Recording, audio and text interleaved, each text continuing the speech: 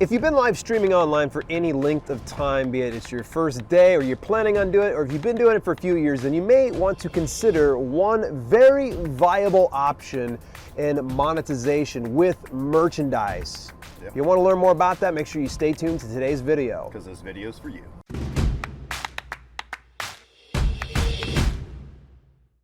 Hi, I'm Walt. I'm Dale, and this is Live Streaming Tech. And if you want to learn more about live streaming online, places like YouTube, Facebook, DLive, Twitch, and beyond, make sure you click that subscribe button and turn that bell notification on so you don't miss a single kick-ass video. Oh. Okay, Ryan, you've been doing the whole merch space here for quite a while now, and you're starting to become a bit of a thought leader in this space. Now, here on Live Streaming Tech, we've shared some ways that we can monetize our brands. So I thought, man, some of these live streamers that are watching us right now need to know, how do you start merch, and is there anywhere that we should go? So absolutely. I think anyone who is creating an audience of some sort, having some merch available for that community member that wants to help build that connection with you, they're going to support you and they're going to wear your shirt around. People love to support the brands that they love. People wear Coca-Cola shirts all the time. People wear, their beer shirts all the time.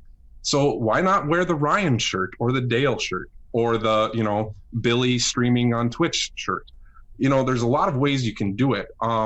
Different platforms integrate with different systems. So there's like YouTube, it has their setup with, Teespring. And if you have 10,000 subscribers, you can put the merch shelf in there. Well, what if you don't have 10,000 subscribers? Well, you can still do Teespring if you want. But I love Amazon because right away it builds trust.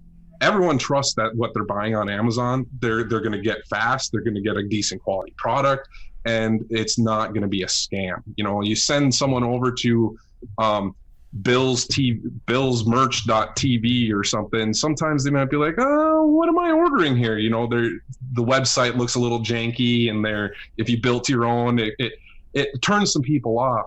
But if you're on merch and you just have links and someone lands on a product page on Amazon with a shirt that's yours, they're pretty much going to be like, okay, this is legit. I'll buy this here. And the best thing about what I do is you don't have to have any inventory.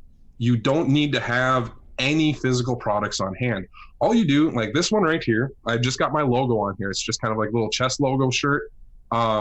And if you went to ryanaraymond.com/merch, you can see a little store I set up on Amazon with just a few of my shirts on there. Someone can go there and they can buy it. But the best thing I love about Amazon is the whole platform is set up where you're not just selling your merch. You can design any kind of merch for anyone. Let's say you really like unicorns, but your audience doesn't like unicorns. You could build a whole unicorns themed clothing brand on Amazon and just rely on organic traffic and get some side income coming in as well and add an additional revenue stream. Now you can do this on other websites too, Spreadshirt, Teespring, T-Launch. Boy, how many am I on right now? I am currently on wish.com. I am on Spreadshirt, Redbubble, Teespring, Zazzle, Society6, Designed by Humans, Inktail, Shopify, my own brand stores. I did do Etsy, kind of ran into some issues with it. I ended up having a supplier problem. So there's a couple ways you can do it. You can have the ones where they pay you the money and then you pay your supplier to produce and ship it to you. It's kind of more along the lines of drop shipping with your own products. Okay. Or those have a higher profit margin because of that, the way that's set up. Or you can use the platforms that have marketplaces where when someone just buys your product, they are going to print it, ship it to the customer in their packaging and their fulfillment system, and the customer is going to get what they asked for. And then once a month, those platforms are just going to send you your check of all your royalties. So there are just so many ways you can do it. Amazon's growing. It used to just be plain t-shirts, and now they have, I think we're up to 11 different types of products that we can design for. And then, Redbubble's got 50 some products. So if you wanted to do tumblers or you wanted to do stickers, if you wanted to make apple stickers or, banana stickers, as some people have, someone's got some awesome banana stickers.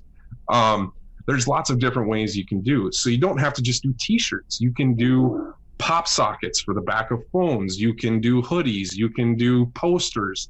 You can do bound books, notebooks, spiral books, blank books.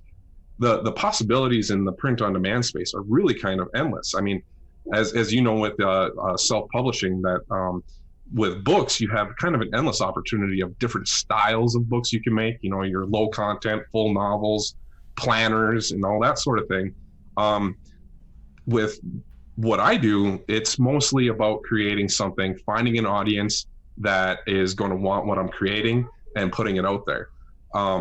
Now, selling merch on a channel talking about merch doesn't quite work as well, because my entire audience is doing what I'm selling. So they're like, well, if I was going to buy a shirt, I could just buy whatever shirt I wanted and save myself some money. So selling merch to merchers doesn't always work well. But for people who are doing live streaming and gaming or any other type of content where you're building that fanatical base around you, you know, they're going to want to buy something. If you're wearing it on stream, they're like, oh, that's a cool shirt. Where did you get it? Like, oh, it's on my merch store. Just go check it out in the links. And you don't have to be pushing about it. You know, I'm just sitting here wearing it, and someone might ask, like, oh, where'd you get that shirt? Well, it's actually mine on my whole merch store. And especially on YouTube, if you're not at that 10,000 subscriber mark, you won't have that merch shelf, but you can easily put the links in the description and just tell people, like, hey, check out my merch in the links down there. And, you know, people will buy. Some people won't. Some people might just come and look.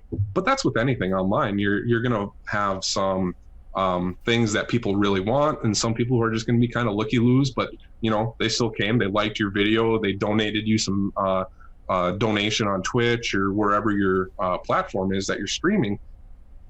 Helping build that audience, and I believe merch by far is a great way to help build a community, because maybe it's a type of community where you guys have a meetup of some sort.